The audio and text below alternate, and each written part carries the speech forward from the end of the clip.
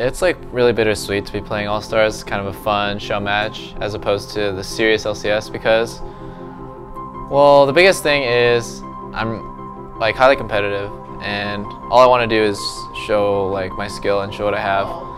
But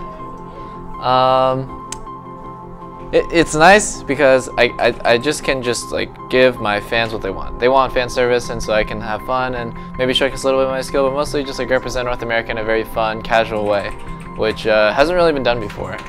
But at the same time, I did want to go and prove my dominance towards like against other top tier ADs from the best of every region, and it's kind of disappointing to not be able to go and do that.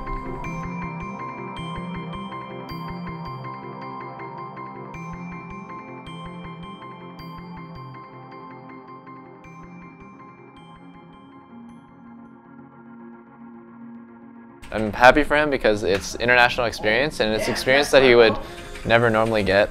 He's getting to play on another team, but his only competitive experience has really just been on CLG.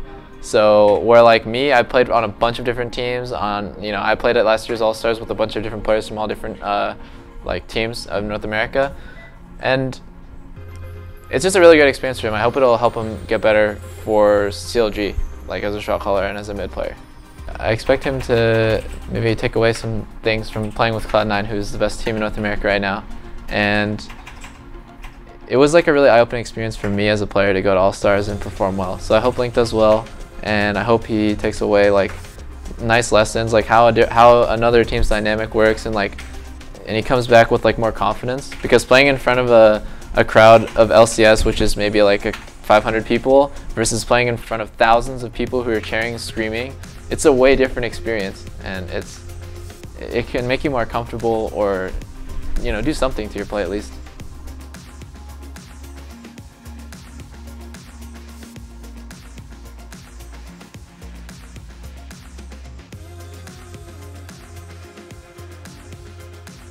I have a lot of thoughts about Wei Xiao, because in Season 2, he was probably the only AD carry that I really thought could win against me.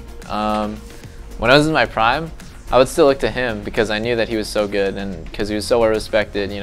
At Season 2 Worlds, he just crushed everyone. 2v2 in lane, he just carried the game. And it was I was like, wow, what a shame like that World Elite wasn't the Season 2 World Champions, because they're just so good. And I would look to him, I'd steal his runes, I'd steal his masteries, I'd steal the champions that he was playing, and I would just admire him because he was so strong of a player. And now his legacy's kind of gone. Like, nobody really respects him in any region except for China. It's kind of sad because he used to be so good. I don't know what happened.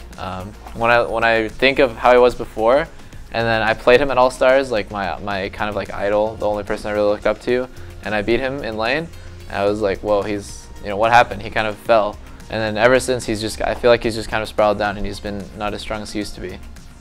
Because there's no best anything. To say that Faker's the best mid, like, maybe. That's like the only argument that you could say for any role, for any player. I just want people to recognize that, maybe like narrow it down like to a region, because it's like a lot easier to tell. Or maybe even just like say that he's like top 3 or he's world class. That's cool. But saying somebody is like the absolute best, it's hard to prove. It's really hard to back up.